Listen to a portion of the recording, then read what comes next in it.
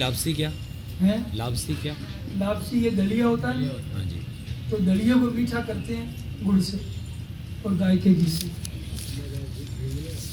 दलिया। कढ़ी, कढ़ी मतलब बनती है बेसन के बजाय चने के मतलब आटे की बनाइए और उसको अपने सुबह गर्म को पी जाइए और फिर अपने दक्षिण में सर करके दाहिनी करवट या आपकी मतलब बाएं करवट सो जाइए तो आपका जुकाम ठीक हो जाएगा। कैसा है मतलब टेढ़ा मतलब जुकाम है, कढ़ी कढ़ी मतलब ठीक कर दे।